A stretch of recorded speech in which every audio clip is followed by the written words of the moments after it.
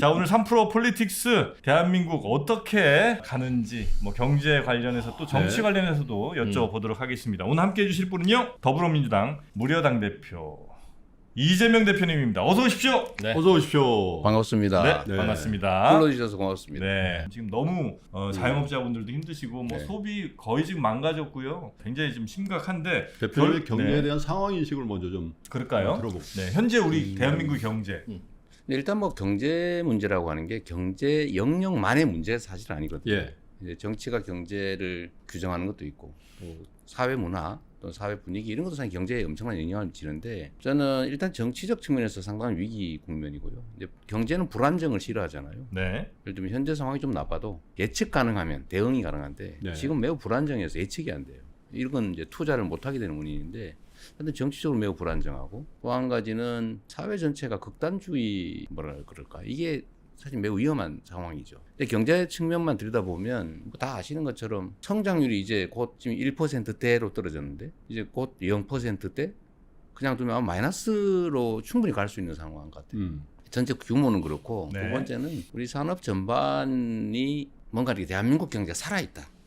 저 영역이 앞으로 비전이 있다. 이렇게 보여지는 영역이 별로 없어요. 네. 네, 그런 분도 문제인데 정부 정책이 경제에 미치는 영향이 매우 크지 않습니까? 근데 그런 측면에서 보면 정부 정책이 없다. 정부의 산업 정책, 정부의 경제 정책이 사실상 없다. 부재 상태다. 이게 또 더 문제인 것 같아요. 네. 태풍은 센데 선장은 없고 그냥 선원들끼리 갈팡질팡하는 배 같은 느낌? 사실은 여당이나 야당이나 상속세 자체로는 크게 이견이 많지는 않은 것 같고 다만 그 상한선 요거 네. 조금 낮추는 그게 이제 이견이 좀 큰 것 같고. 상속세 전반에 대한 생각을 좀 알려주세요. 상속세에 뭔가 개편이 필요하다. 음. 뭐 문제 있다. 이거는 이제 다 공감하는 바인데 네. 어느 부분을 그러면 손을 댈 것이냐는 어떻게? 완전히 예. 달라요. 언론이나 이런 것들을 보면 뭐 비슷한데 왜 싸우지? 이럴 수 있는데 네. 저희들은 상속세 개편이 필요하다. 이제 그 중에서 진짜 필요한 거는 이게 기초공제, 상속세 면세점, 네. 면세점을 정할 때 28년 전 개발도상국 시대에 배우자 5억, 일괄공제 5억, 그래서 10억까지는 상속세를 면제해 줬어요. 뭐 그 외에 뭐 이런저런 것도 있긴 할 텐데, 근데 지금까지 이게 변하지 않았어요. 어떤 일이 생겼냐면 제가 이 상속세 기초 일괄공제를 좀 손봐야 되겠다고 생각한 게 2023년도인가 서울에 갑자기 상속 대상자가 된 사람이 15%대인가 늘었대요. 그런데 그 왜 그러냐? 집값이 올라서 그런 거죠. 28년 전에 집값은 서울 집값은 다 10억 미만. 네. 그래서 집 한 채 가지고 있는데 뭐 부모님이 돌아가신다든지 너 남편 또는 아내가 사망했는데 내 집 상속받는 세금 없으니까 그 집에 살 수가 있었는데 네. 지금은 집값이 10억을 훨씬 넘기 때문에 네. 아버님 또는 어머니 또는 남편 아내가 사망했다 슬프잖아요. 초상을 치렀어. 그 다음에 상속세를 내야 되는데 돈이 없어요. 집을 팔아야 집을 돼. 팔아야 돼. 네.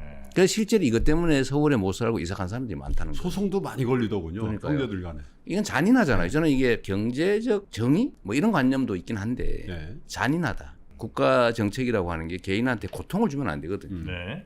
그 부모 배우자 떠난 것도 억울한데 그 집까지 내가 떠나야 되면 얼마나 슬프겠어요. 그래서 손을 봐야 되는데 그래서 계산을 해본 거예요. 네. 계산을 해보니까 배우자 공제 10억 정도에 일괄 공제 한 3억 정도 올려서 10억을 18억으로 하면 10억 8억. 예. 거의 대부분 서울에 웬만한 집들은 다 해당이 되더라. 중산층 정도라면. 저는 원래 20억 하려고 했는데 네. 임광현 의원이 18억 정도가 적정하다고 계산해 줘서 아, 국세청 했지만 네, 그런데 그건 우리 마음대로 정할 수 있는 건 아니고 네. 대개 18억에서 20억 정도면 적정하겠다. 국민의힘은 20억 주장하고 있죠. 그럼 여당과 차이 좀 없는 별 거죠? 차이 없다는. 내용이 좀 달라요. 달라요? 네, 내용이 자녀 공제를 5천만 원인데 아, 이걸 네네네. 5억으로 하자.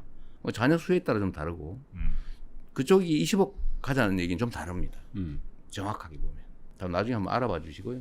아니, 그쪽에서 절대 금액의 문제는 아니다. 네, 그쪽이 주장하는 게 핵심은 네. 그게 아니에요. 50%로 되어 있는 과표를 예. 과표 구간을 40%로 낮추자. 네. 즉 50% 구간 한 개를 없애버리자. 아, 최고 세율. 최고 세율 하나를 없애자. 네. 그러면 어떤 일이 벌어지냐면 지금 30억 이상이 50% 세금을 내게 돼 있는데 기초공제를 하고 네. 그러면 기초공제를 우리 주장대로 하면 18억 공제하고 30억이니까 48억이잖아요.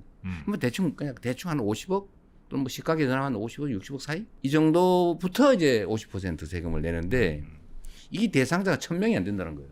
아, 한 해. 네. 초거대 자산가들, 네. 재벌들. 근데 예를 들면 그 이상이 되면 예를 들면 뭐 500억, 1,000억 이렇게 된 분들이 몇백 명 계신데 네. 그거를 10%포인트 깎아주면 50억, 100억씩 꼭 깎아줘야 되냐. 그게 급하냐. 네네네. 세수도 좀 부족한데. 뭐 그런 얘기로 부딪히고 있는 중입니다. 과거에는 꺼려졌던 정책인데 이제 상황이 바뀌었으니 이걸 좀 해야 되겠다라고 바뀐 게 대표적으로 어떤 것입니까? 예를 든다면 규제에 대한 생각도 많이 좀 바뀌었죠. 이게 발목을 잡는 측면들이 많이 인식되는 거죠. 그래서 그런 것들을 좀 더 많이 합리화해야 되겠다. 그 규제는 과거에도 동일했을 텐데. 그렇죠. 근데 지금은 상황이 너무 많이 바뀌었다는 거죠. 그 규제는 주로 예를 들면 기업에 대한 규제인가요? 기업에 대한 규제죠. 네, 네. 근데 그 중에 하나로 내놓으신 게 반도체 산업에 대한 특별법 같은 거를 말씀하시는데 그 과정에서 들여다보면 여전히 52시간 근로제 예외 부분을 어떻게 할 것인가에 대해서 아직은 명확하지 않은 것 같습니다. 저는 노동 문제에 있어서는 노동 시간을 장기적으로 줄여가야 되고 생산성을 향상해야 되고 선진국 수준에 맞춰야 된다. 우리 너무 장시간 노동하고 노동 산재 사망률이 전 세계 1등이고 막 그건 이런 원칙이다.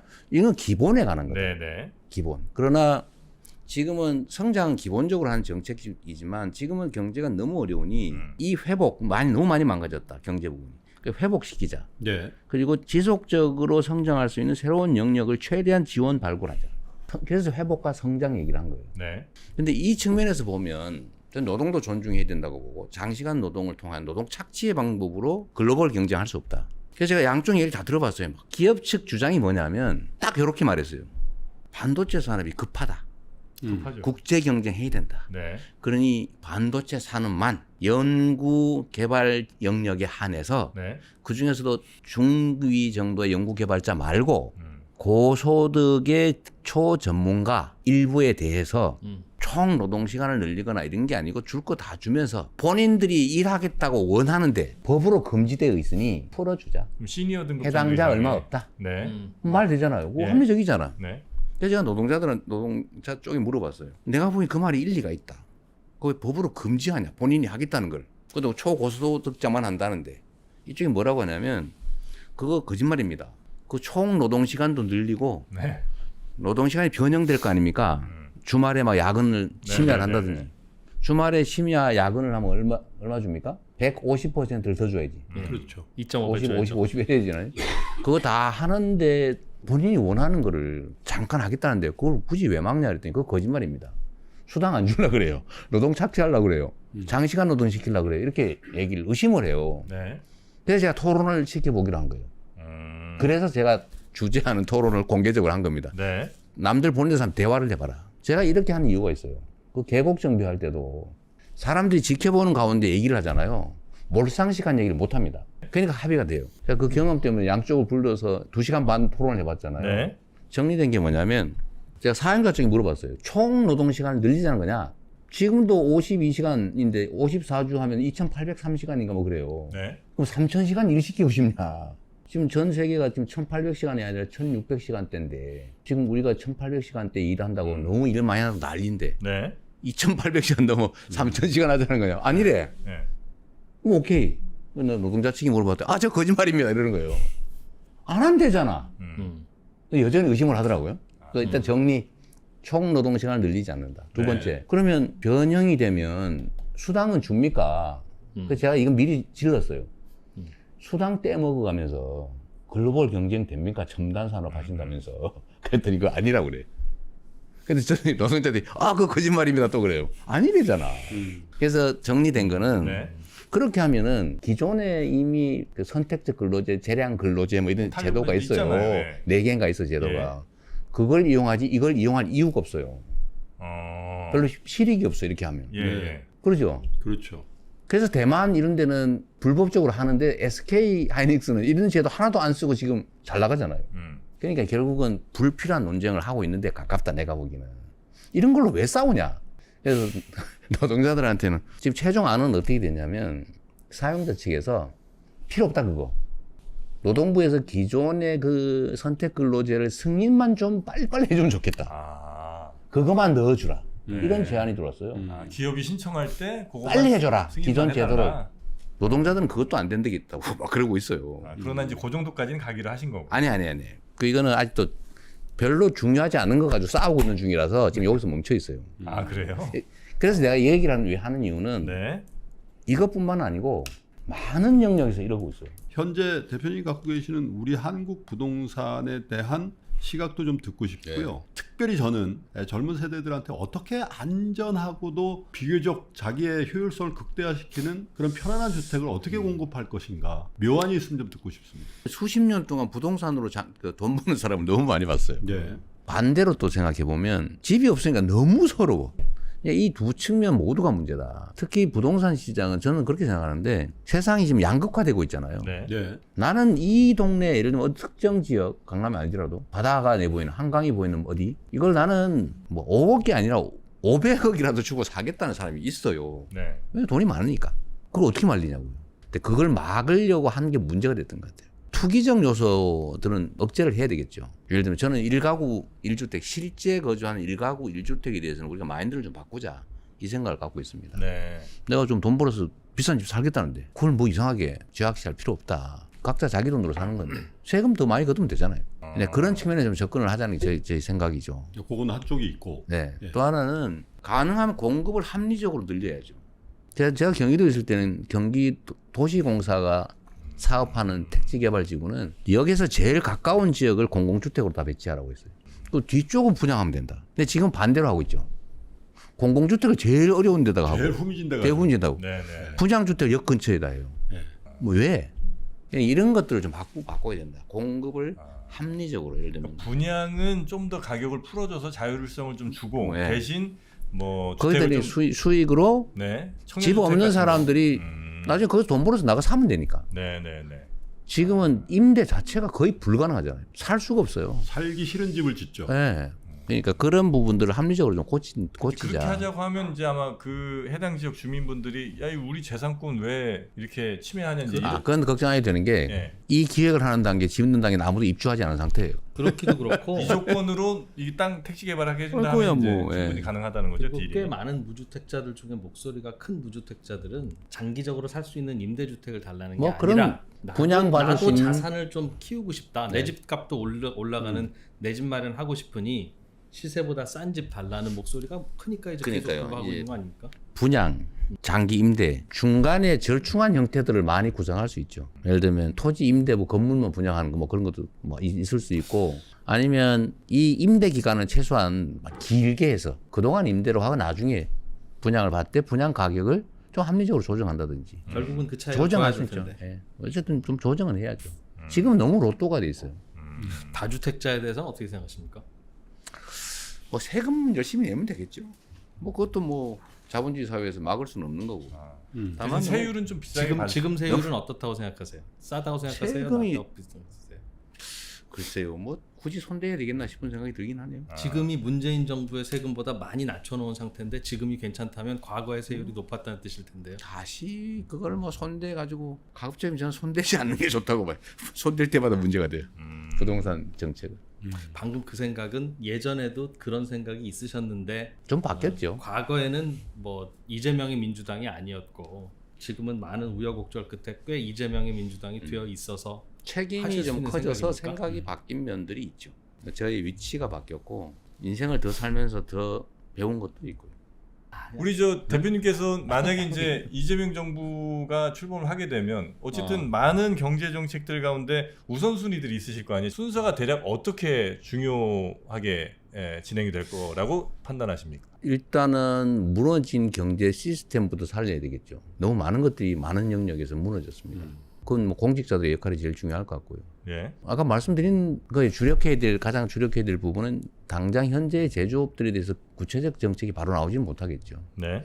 그러나 저는 인공지능 산업 영역은 지금 당장 해야 될 게 너무 많아요. 정말 그 참 황당한 얘기인데 GPU가 없어가지고 해외로 나간대잖아요. 네. 조사를 할 수가 전문가들이. 없어요. 네, 다 네. 나가버렸다는 거예요. 맞습니다. 예를 들면 이런 문제를 해결한다든지 네. 인력 공급 시스템을 만든다든지 어쨌든 인공지능 관련한 디지털 전환 분야에 집중 투자를 좀 해야 된다. 일단 네. 두 번째는 이제 재생에너지 산업. 정말 마지막으로 이재명의 대한민국은 어떤 대한민국이라고 저희가 생각하면 되겠습니까? 한 문장으로 말씀해 주신다면 모두 잘 사는 나라. 모두 잘 사는 나라 가능해요? 가능하지요. 저도 이 얘기를 꼭 하나 해야 되겠는데 예. 소외되었던 분배 복지 영역에 대해서 저쪽 정권이 너무 신경을 안 쓰니 여기에 대한 관심을 늘려라. OECD에서 얘기하는 것처럼 왜 세계 경제가 이렇게 저성장됐냐 다 아시잖아요. 과도한 부의 집중 때문이다. 양극화가 저성장의 원인이다 분석됐어요. 결과는 공정한 기회와 공정한 성과 배분이 유일한 지속 성장의 길이다. 이거 OECD, 뭐 IMF, 세계은행이 다 하는 똑같은 얘기 아닙니까? 근데 이런 얘기를 하면 우리 사회에서는요, 좀 빨갱이? 뭐 그럼 다 나누자는 거야? 이런 공격들이 들어와요. 근데 우리가 이 극단적 양극화 문제를 해결을 안 하면 성장이 안 됩니다. 그러니까 대개는 이 얘기를 하다 보니까 분배주의자처럼 된 거예요. 근데 성장과 분배는 동전의 양면 같은 거예요. 분배가 안 되는 성장이 세상에 어디 있으며 성장 안 하고 분배가 어디에 가능해요? 네. 안보, 경제 뭐 이런 정책들은 보수적으로 하는 거죠. 시장적으로, 시장주의적으로. 사회, 그다음에 뭐 문화 영역 뭐 이런 것들은 진보적으로 하는 거죠. 진보와 보수 영역을 동시에 다 하는데 어느 쪽을 더 비중을 더 둘 거냐예요. 그런데 상황이 바뀌잖아요. 네. 똑같이 서 있는데 일론 머스크가 한 얘기처럼 나는 원래 좌파였는데 세상이 바뀌어서 어느 날 보니까 내가 중도 또는 우파가 됐더라. 그게 진실이란 말이에요. 네, 네. 그 사람이 변한 건 아니에요. 우리도 저도 마찬가지죠. 민주당도 저도. 지금 경제가 너무 많이 나빠졌다. 지금은 우선순위가 성장 회복이다. 그 얘기를 저희가 하는 거죠. 그리고 이게 성장이 되면 그 네. 새로운 성장 영역에서는 기회나 결과 배분을 좀 더 공정하게 하자. 그걸 통해서 계속 더 벌어져가는 이 격차, 양극화를 조금이라도 줄여가자. 네. 저는 양극화 해소 이런 말 안 써요. 불가능한 얘기거든. 좀 아쉬움이 있습니다. 더 깊이 있는 경제 정책에 대한 여러 가지 얘기를 더 했으면 좋겠는데 오늘은 여기서 네. 보내드리고요. 조만간 네. 또 뵙기를 기대하면서 네. 오늘 함께해 주신 더불어민주당 이재명 대표님 대단히 감사하고요. 또 뵙겠습니다. 네. 고맙습니다. 수고하셨어요.